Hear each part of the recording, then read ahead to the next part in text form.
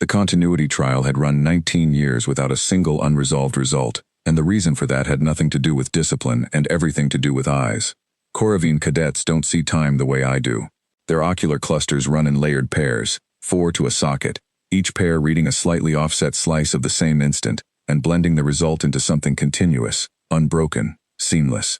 Ask a Corravine to describe watching a cup fall and shatter, and they will tell you about a single smooth event, no more divisible than water. They cannot see a gap.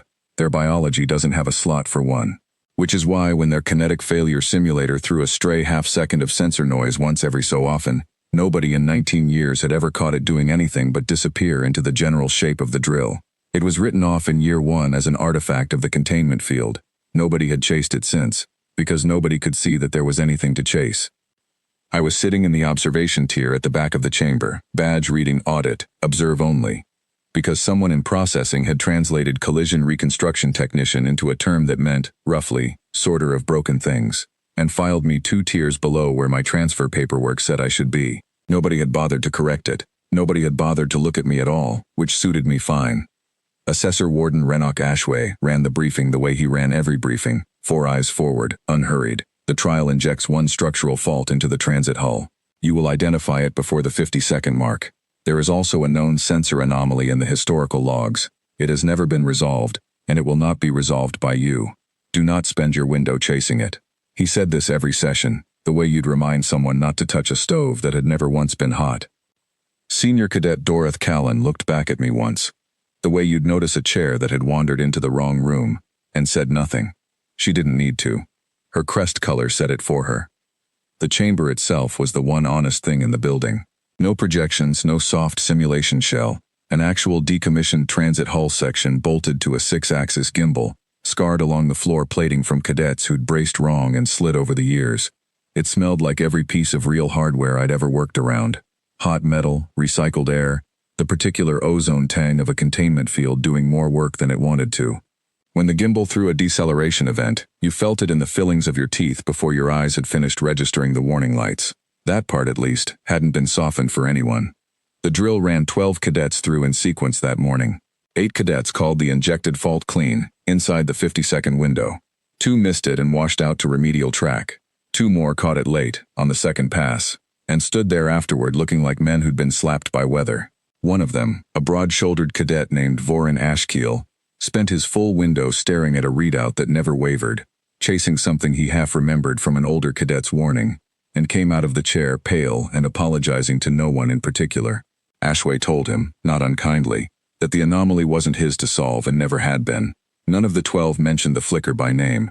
There was nothing in their biology built to notice it was there to mention, and nothing in 19 years of instruction that had ever suggested otherwise. I'd spent 6 years, before any of this, sitting in a windowless room back on Earth running frame-by-frame reconstructions of highway wrecks for an insurance carrier that didn't want to pay out. I got good at it the hard way. I put my own car into a guardrail at 61 miles an hour 5 years before that, and came out of it with a fused vertebra and a permanently rewired sense of what a fraction of a second actually contains. Most people watch a car crash and see one bad moment. I watch it and see 40 distinct decisions, each one small enough to miss. Each one the only place anything could have gone differently. That's not a metaphor. That's just what the job trained into me, and what the wreck trained into me first. So that night, with nobody assigning me anything and nobody expecting me to do anything, I pulled the raw sensor logs, 19 years of them, which took most of the night and half a pot of something the mess hall called coffee out of politeness, and I didn't watch the drill. I watched the flicker. I ran it the same way I used to run a wreck for a claims adjuster who wanted a reason to say no. Single frame, then the next, then back to. Cataloging the ordinary until the ordinary broke somewhere specific. Most of the log was exactly what 19 years of instructors had always said it was. Clean, continuous, unremarkable. I didn't trust that.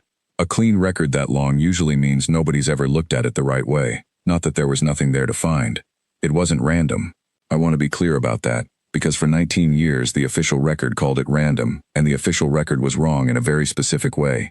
It recurred once every 11 runs of the simulator. Exactly. Going back as far as the logs existed. Not close to 11. Exactly 11. A pattern nobody had ever plotted because nobody had ever suspected there was a pattern to plot. To a species that perceives time as one continuous ribbon. A discontinuity in that ribbon isn't a rare event. It's not an event at all. It's the same as asking someone who has never heard silence to notice a rest in a piece of music. There's no gap for them to catch because there's no gap in their experience of it. There is, however, a gap in the hull. I checked the maintenance schedule against the interval and found what I expected to find. Every 11th run corresponded to the load-bearing strut completing its 200th microflex cycle since the last service pass. A resonance fatigue point, a thing that happens to metal, not to sensors. Something with a fuse that had been quietly, invisibly burning for 19 years inside a hull design that half the transit fleet still used. I didn't sleep. I wrote up what I had in the flattest language I could manage, because flat language is what gets read, and I put it in front of HFY before the first drill of the morning. He read it twice. His crest didn't move, which for a Corravine is its own kind of alarm. You are telling me the anomaly is not a sensor artifact. I'm telling you it's due again in 4 runs, I said. 9th cadet through, if you keep the rotation you posted. He could have dismissed it. He didn't. He moved me from the observation tier onto the floor roster instead, which is the closest thing to an apology this institute has ever handed anyone, and he ran the drill live with full structural telemetry active instead of the standard partial feed.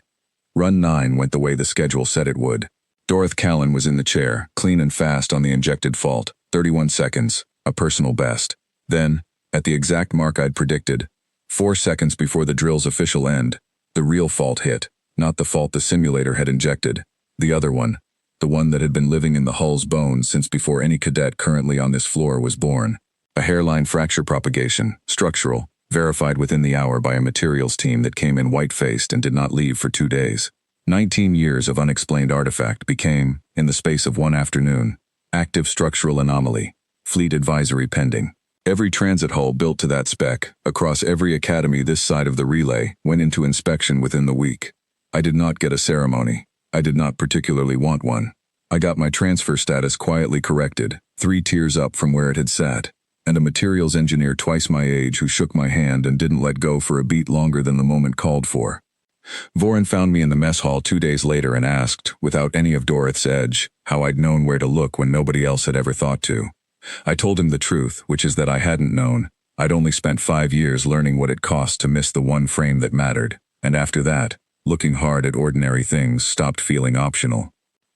HFY asked me, once, how long I thought the flaw could have run before it finally failed for real, mid-transit, with people aboard instead of a gimbal and a data feed. I didn't have an answer he'd have liked, so I gave him the only honest one I had, which wasn't really for him at all. Is the discontinuity in the trial, I said, mostly to myself, or is it in me? Nobody in that chamber answered.